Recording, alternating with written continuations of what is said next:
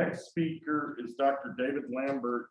He is a person that has had sensor technology and has done cardiac scans. He owns a company called Equine Analysis Systems. He's done throat scoring systems with sound as well. He went to Cornell. He also went to the veterinary science in Liverpool University and is a member of the Royal College of Veterinary Surgeons. Dr. Lambert is a very pronounced speaker, and that's the next sensor technology that we're going to examine. All right, Dr. Lambert, take it away, and I will click when you say click. Okay, well.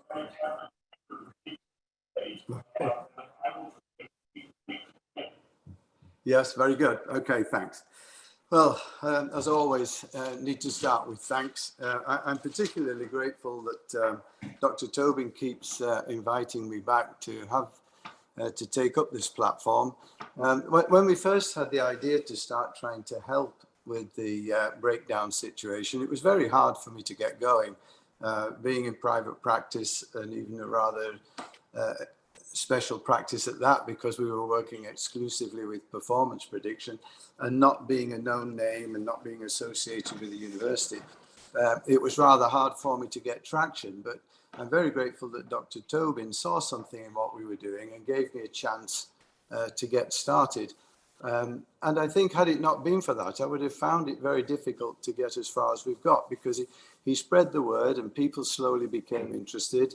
And we got more and more involved in this thing. And then the COVID was a big help because we were stuck at home for a year with nothing to do, and were able to spend a lot of time working on all the data that we had because we had nearly 1,500 cases of our own, but more than that, we had 35,000 cases that had been made available to us from Australia. So we had a lot to work with during that time. So I think the first thing I have to point out is that don't look at this as a diagnostic procedure. It absolutely is not. We're not stepping out there trying to diagnose anything at all. What we're trying to say instead is we're trying to help the industry sort out which of the horses deserve most of their attention and advanced technology, to see if they can find the ones that are predisposed to injury, the ones that are not remodeling properly. We know we've got fantastic tools available to us now, fantastic clinicians, but there's so many horses out there and they don't know which one to select or which leg to select. So we wanted to try and help with that problem.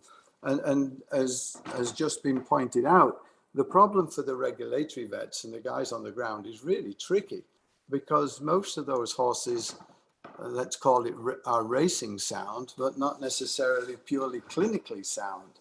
So if you can imagine the predicament of a regulatory vet who has only minutes to look at each animal and can't do a full clinical examination, and is already facing every day horses which, according to the last presentation, 1 out of 2 of them might well be off.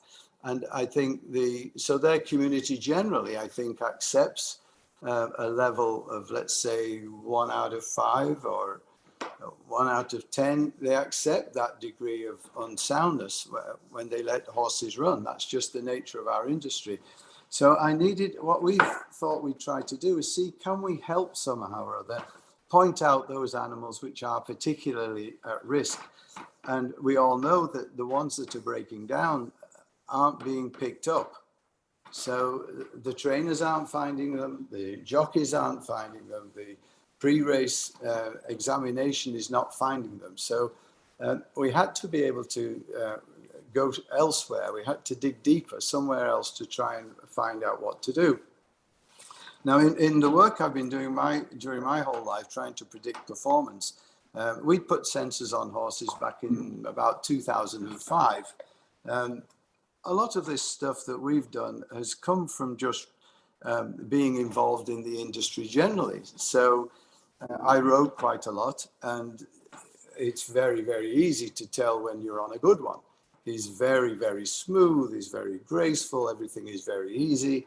And when you're on a lesser quality horse, he's a lot scratchier, he scrambles along, his stride changes, it's not consistent. So we were aware of that and had been trying to find a way to measure it rather than have it be just a subjective opinion. So we put sensors on the horses. Ours were mounted underneath the girth. We came to recognize patterns in the horses' ways of going. And we came to recognize that the Grade 1 winners had a completely different pattern to the rather ordinary horses. We called it their fingerprint. Dr. Keegan's called it the stride. What was he called? Stride something. Anyway, so we call it the racing fingerprint, and we'd seen quite a difference between the good ones and the bad ones.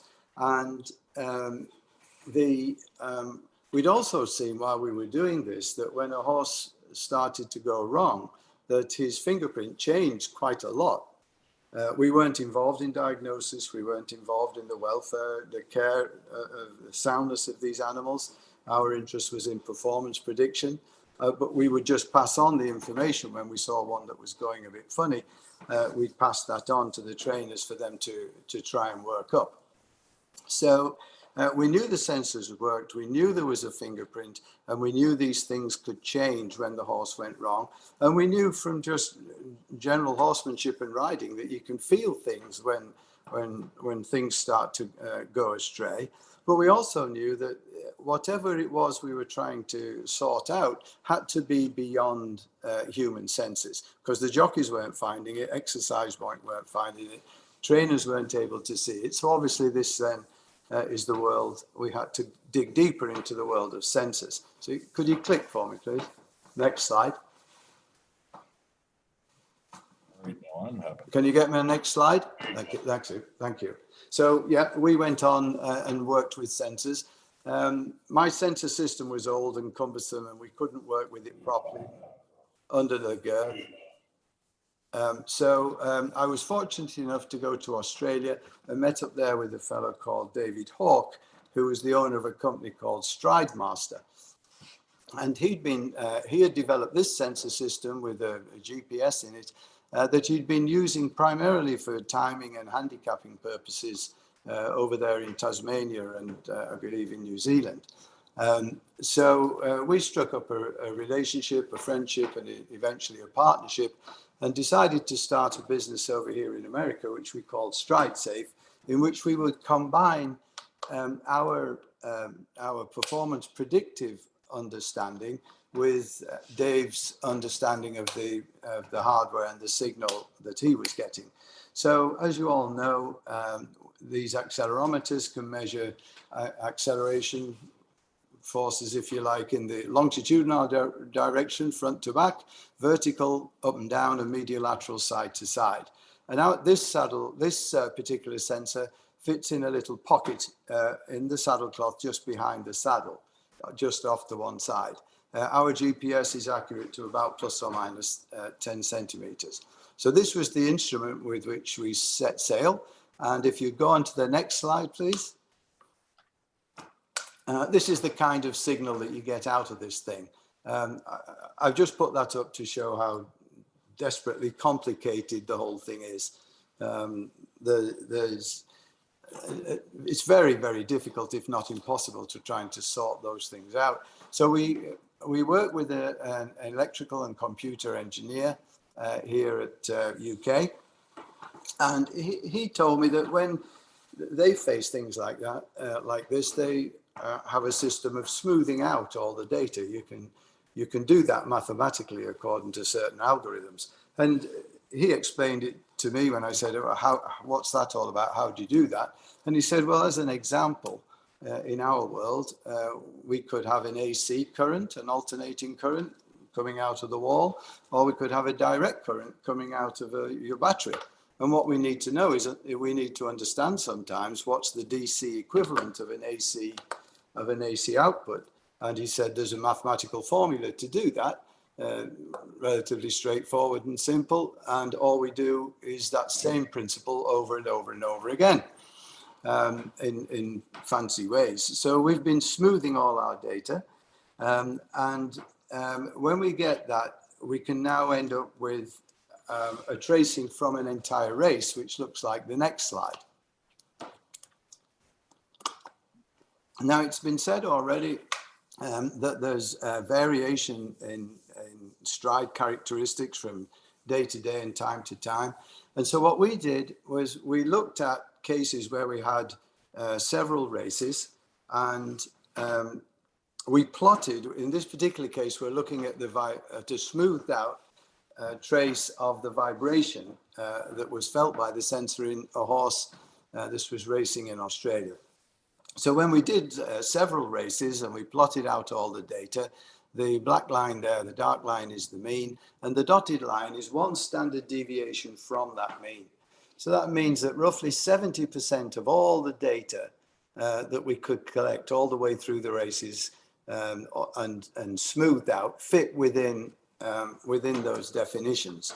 And remember, our idea was we're not trying to diagnose anything here. We're just trying to see, can we pick up something different that can't be seen or can't be felt, that could be an indicator to the veterinarians and the trainers that something is possibly going wrong.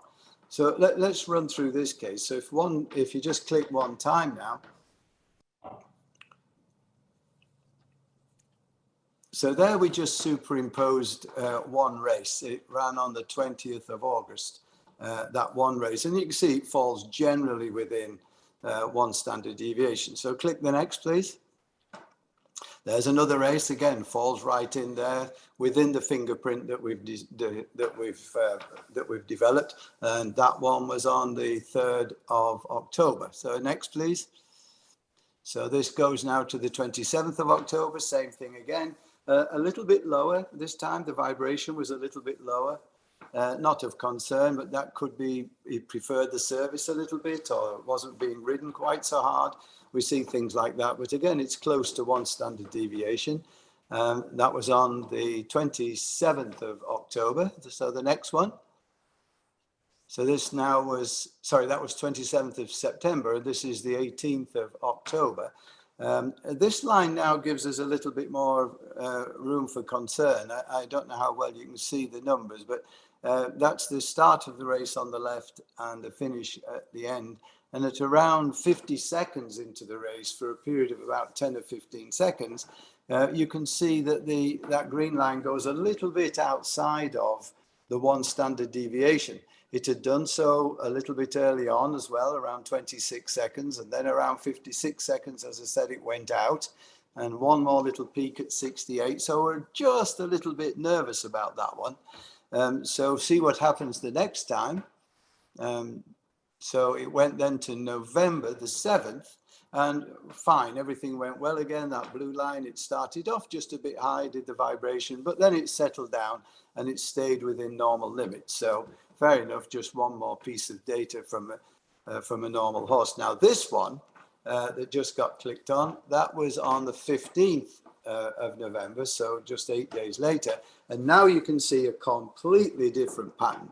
So the vibrations we've picked up on the horse on this occasion are way, way outside the normal fingerprint that we were looking for. So this spells trouble to us.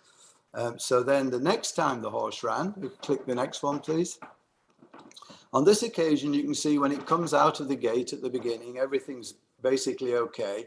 And then the vibration rather goes down, down, down, and stays very low. Now, this is a pattern that we've seen a number of times now, that we'll have a horse that something has gone apparently dramatically wrong, and that the next time, somehow or other, it's trying to protect itself. It's stabilizing whatever's going on around that sensor region, and we don't get the same type of data out of our sensor.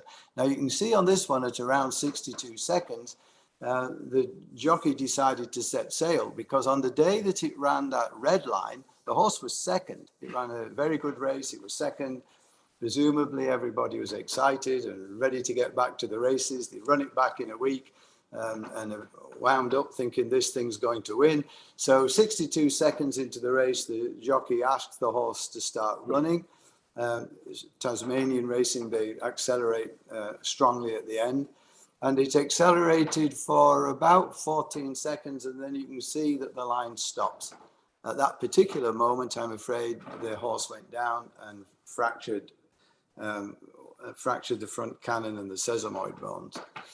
So that was that's kind of an example of the fingerprint that we see and the data that precedes, in this case, a catastrophic injury. And we'd seen that any number of times. So we began to develop a way in which we could present this to the regulatory veterinarians. Could you go to the next slide, please? So remember again, I'm not trying to diagnose anything. I'm trying to fit in with the regular running of a racetrack. And I'm recognizing that the veterinarians have got very, very little time. They're out there looking at the horses in the morning. They've got maybe 100 horses running in the afternoon. There isn't time to sit down and dwell on a lot of this stuff. So I wanted to try and come up with a report for them that was visceral in nature, where at a glance, they could tell which horses were possibly at risk and which horses were not. So the easiest way to do that was from a traffic light, because as soon as we see a red dot, an amber dot, or a green dot, we get a visceral response, and it means something to us straight away.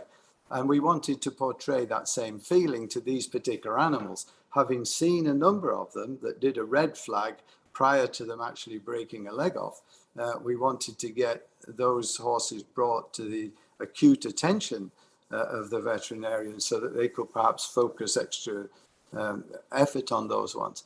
So the next slide, please.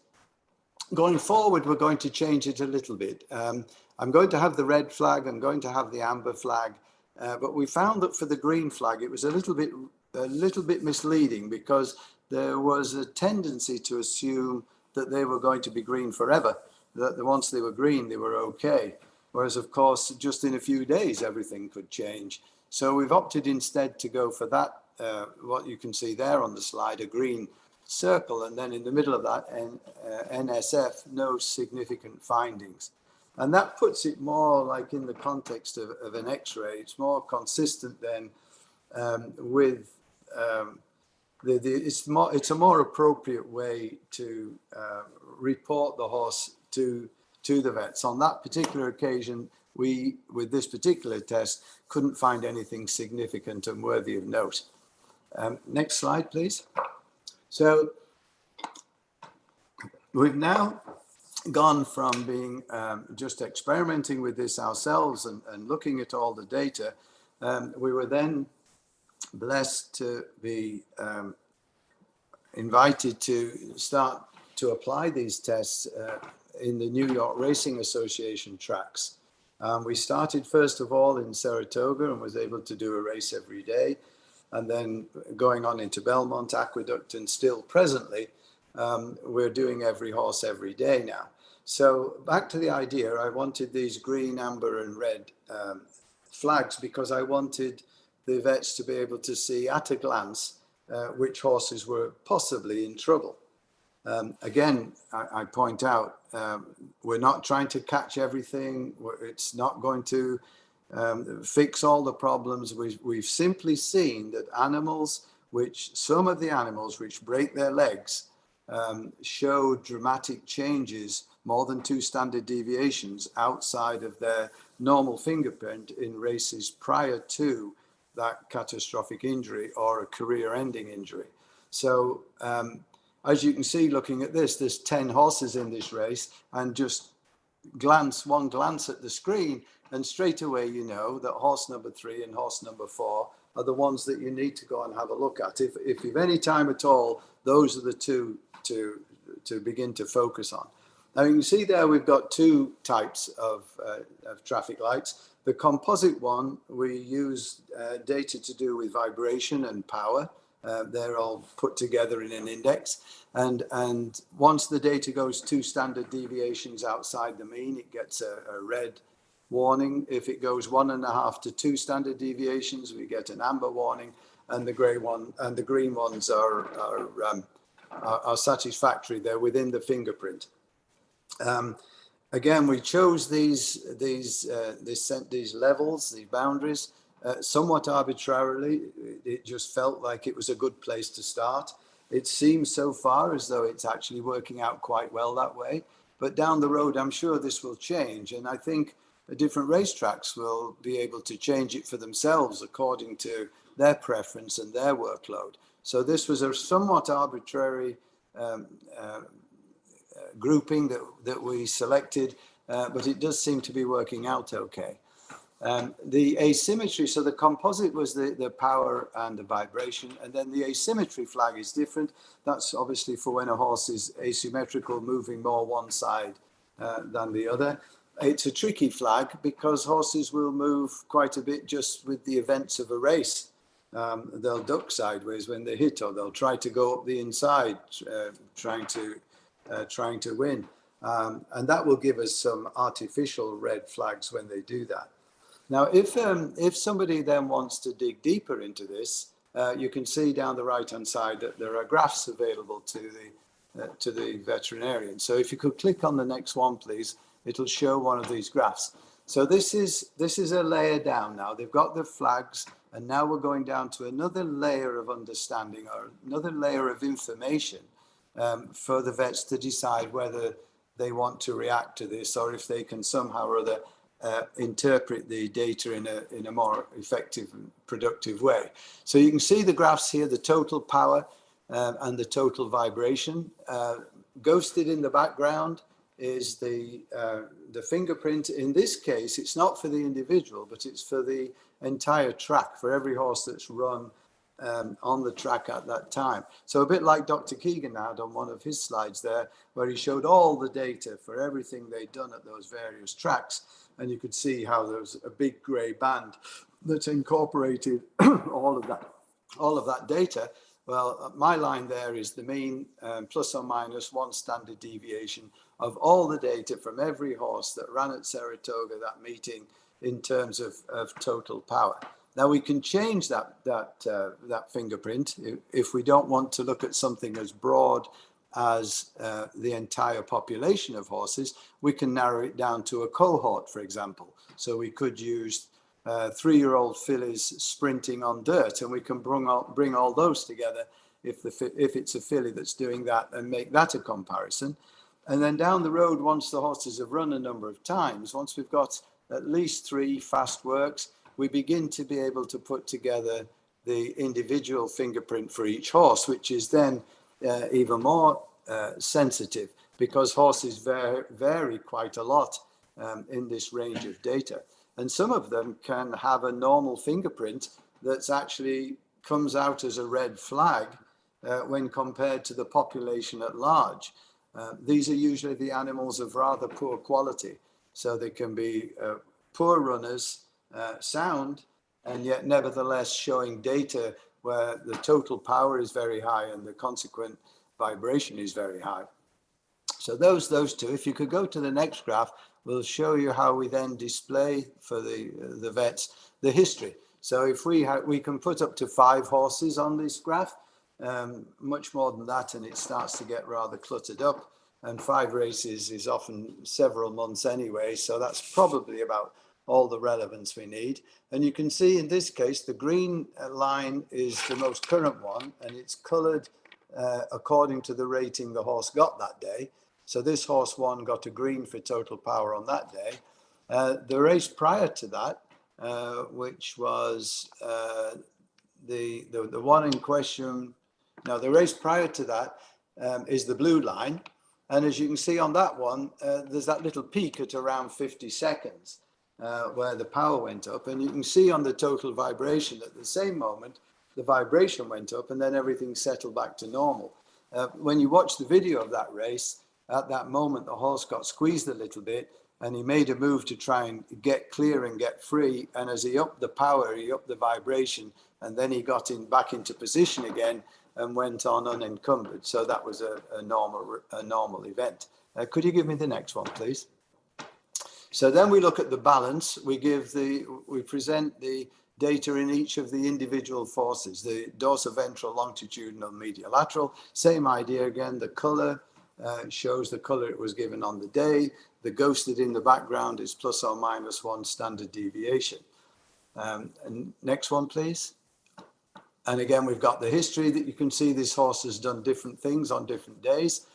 He's moved somewhat differently between the two. He ran harder on one race than he did another, which could well have had something to do with all of this.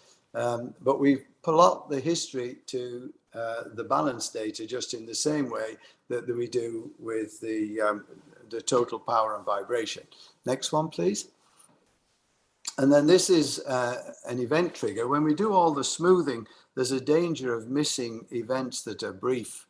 And so we had to put a special program together to try and pick those out from the smoothing events. The mathematicians played with that so that we could identify significant small events. And in this particular case, you can see that about 90 seconds into the race, there was a mediolateral single event, a single trigger event. You get quite a lot of those at the end of a race because jockeys will be hitting their horses with the crops and the horses will move and they'll try and get position. So that just shows an example of a trigger. And at that point, it's worthwhile to go back and look at the video, read the chart before you decide whether or not that was a significant event. Next one, please. So this is just a summary of what's happened. This is very preliminary. We've only just nicely gone back and looked at this because we're wanting to see, okay, we've rated these horses with these different traffic lights. What's the consequence? Is it working? So we looked at 256 horses from Saratoga. We're now on this particular study 75 days, and it's essentially the same. And we thought, well, okay, the horses, if horses are injured, if something's going wrong, they probably won't make it back to either breeze or race. So we looked at the incidence of which ones came back and which ones didn't. And as you can see, the red light horses are the worst. There's roughly half of those haven't made it back to either breeze or race. So this is and you can see there also, it's just split up between the different standard deviations. So you can see how the traffic light at 1.5 to 2 is probably about right. It's working fairly effectively. The amber ones come back a little bit more. The red ones are the worst. And as we work with this, we're tweaking this now to find out where horses are misclassified, and we're catching them more and more all the time. Even just last week, we wanted to try and find a way to identify some of the more critical asymmetry characteristics. And we found that when we look at the stride on the straightaway and then compare it to the stride on the turn, that normally there's a pattern. Every horse basically follows a similar pattern. It would appear that they're able to move a lot more. There's more variability when they're on their right lead on the straight. I guess just not having to fight centrifugal force, they've more versatility to do things and possibly to avoid the pain or the discomfort. Whereas on the turns, they get locked in. They haven't got as much variability. So there's a relationship for everyone. And we're finding, it would appear, that those horses which are beginning to harbor some sort of unsoundness or infirmity are not able to maintain that relationship, that instead their turn data is not locked in, it's made dramatically worse. And so the relationship between what normal horses do and what these unsound horses do is further going to help us identify and improve the accuracy of this test. When we first saw this, we were actually, I was actually rather pleased at how well this had come out. But Dr. Palmer, who's been an unbelievable help in all of this up at NIRA, he said, from a practical point of view, when we go out to see trainers after the horse has come up with one of these flags, we need it to be tighter than that. Because if he gets 2 horses and gets them fully examined, and there's only one of them that he finds anything and the other one's okay, that's going to be a bit tricky. They've spent all that money, and it's a coin toss was the words he used, whether it was going to be bad or not. So he said, if we can improve that, we need to better qualify and quantify these horses so we can make our flag better. And already we're up to about 75%. And it looks like it's going to go a lot more as we add these other more recent measures. So hopefully it's going to get to the point that when an animal gets a red flag, we can go to the trainer and we can tell him that we found this, and that once we've got the statistics built up a little bit more, and we can tell him that 4 out of 5 horses or 3 out of 4 horses that get this flag are facing some sort of soundness predicament that could mean they're very close to the end of their careers, and could also mean they're at a high risk of being one of these animals that breaks down if they've got poor remodeling characteristics and that kind of thing. Could you give me the next slide, please? So this is kind of what we're trying to do as we go forward. We've recognized we need to kind of come up with we've got to address the entire problem and come up with a plug and play product. When I went in just with the screen on its own, it wasn't enough.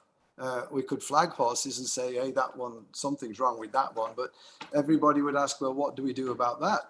What does that mean? What do we do?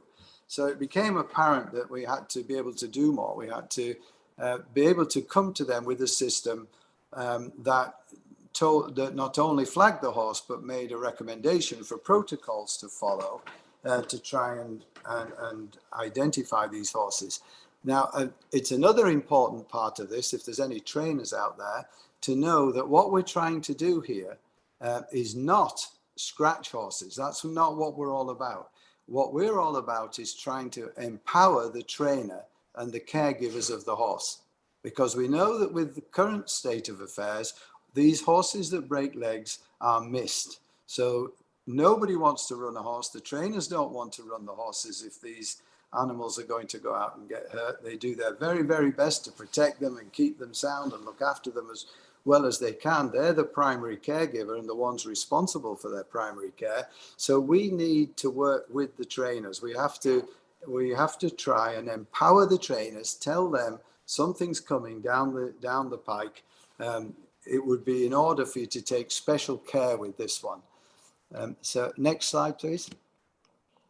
So when we do this too, we have to make sure that the data that we collect is seamless and that it fits smoothly into daily track management. And that we've proven we can do. We can go to any racetrack, we can set up our system, we can put our sensors in, take them out, download them, get them in the cloud, get the reports out within 4 minutes after a race, and nobody even knows we've been there. So the system is very good from that point of view. It fits seamlessly with the orchestration, the choreography, if you like, of a day's racing. Next, please. We've got to make it cost effective. I've noticed one thing as I go around trying to show this to racetracks, there's no money to spare anywhere in the administration of a racetrack. They're running a tight budget, they're running a very tight ship. There's not a lot of wiggle room, and there's certainly not room to bring a very expensive test. So we're doing all we can to make this cost effective. And the way in which we're doing that is just automating everything, and so that we can just get very quick solutions without a lot of expensive human intervention. Next. This point about why the horse got a flag must be answered. That's a little bit of that statement's maybe passed us by a little bit now. There was a time when we were thinking we might have to give the trainer a bit of a heads up just to try and get them to start working with us, because they were going to ask, why did it get a flag? And we started playing with it, but it's tricky because we're not meant to be diagnostic. However, when you look at this, you can't help but recognize that there are patterns. You can see when the hind limb springs are not working properly. You can see when the hind limb spring doesn't work properly, that the horse then will start to overload in the catching phase of the front leg stance, and you'll see mistiming of the peaks, and you'll see increased forces and vibrations. And then equally importantly, when things start to go wrong, you'll see a lot of postural adjustments when the horse is up in the air. The airborne phase signal is completely different in some of these unsound horses. And it's tempting to believe that they're attempting a postural realignment as they try to get ready to land the next stride.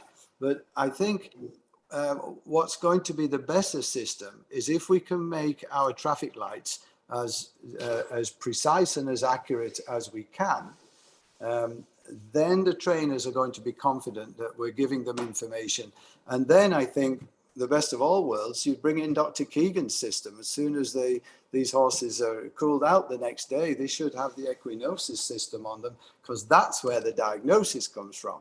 And then if we could tie those two things together, if we could talk to the people doing that, we might better be able to understand some of the idiosyncrasies of our data. And I really think that we could, because we can already see tendencies and ways in which these strides change when the animals have got problems in specific areas. But if everybody could work together, I think we'd have a really good understanding of this. But we need that equinosis data in the following days.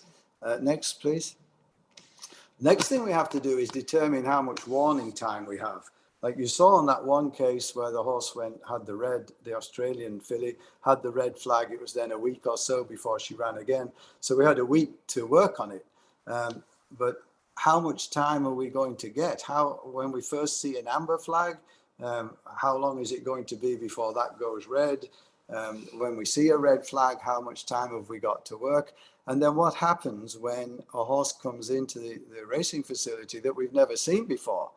If you put the next slide up, please. This is just to show what can happen. Now, in the top slide there, that was a race on, I think it was a race in August. And that top slide is basically, that's a sound horse. That would have got a green traffic light. That's the data coming out of the gate, the first roughly 10 strides right out of the gate. Now that horse then went missing from us. It breezed a couple more times. It raced one more time, but we weren't at that race and we didn't get that data. And then it came and ran again 6 weeks later. And that's the tracing that you see in the lower part of this graph. Again, stepping right out of the gate. So you can see with the first stride, that first set of peaks out of the gate, immediately you can see that there's something horribly wrong. And you can see the second stride is worse, and the third and the fourth, and on you go. All 10 of those strides are horrific, horrible. The horse went on and did that for 70 seconds. And then 50 yards or so from the finish, I'm afraid the leg broke, jockey went flying, and the horse had to be euthanized. So it's very tempting to think that we're going to be able to see some of these things coming. I was hoping that when we do this, we'd be able to get enough data prior to races that we could prevent them ever going into a race, that we could empower the trainers, that they could get on it. And if there was something that was dangerous, that they would be able to take the necessary steps to recover the horse. But I think that's going to be an idealistic world. And in between time, things like this are going to happen. So what does the industry do about this? If this becomes the norm, if this is what happens, what are we going to do? And I've seen in almost all the cases now, the minimum amount of time that it takes between the signal going off and the leg actually breaking is about 10 seconds. This is an unusual one, it was 70. But there is a time leading up to the fracture that things start to go wrong with the horse. I haven't seen them all yet, obviously. I'm sure there'll be some that will just go out of the blue. But for all the ones we've done so far, 10 to 20 horses, they've all done this. So it's tempting to believe that one day we'll have to have a real-time onboard system which is set to a confidence level required by the trainers, the riders in particular, and the racetracks, that puts a warning light on. So when the horse came out of the gate, you got that first signal, really nervous. Second, you're super nervous. By the third, by the fourth, at what point do we suddenly say, and it's probably going to have to be a mathematical point, maybe even an AI point that'll work this out. But we'll have to get to the point where we say the risk of this being a breakdown case is so high going forward that we must put a warning out to that jockey. Somehow or other we've got to alert him so he has the opportunity to pull it up before the horse goes down and possibly the jockey gets paralyzed. Next one. Dr. Lambert, So this is what's on my to-do list and where we're headed. The protocol for how to react to the red flag must be established. And once again, Dr. Palmer has cut through this really well for us and recognized the reality of the track, that this has to be a way of getting information to the trainer to empower the trainer. Yeah, very good. Well, those, I got you, all those things, and you can read them, they're straightforward. This is very important to get in. Down the road, 10 years from now, if this becomes the norm, I want you to remember these two guys and Naira. Had it not been for the New York Racing Association, had it not been for the foresight of Greg Kozak and Dr. Scott Palmer helping, this thing wouldn't have got off the ground. That's it. Thank you very much, everyone. thank you, Dr. Lambert.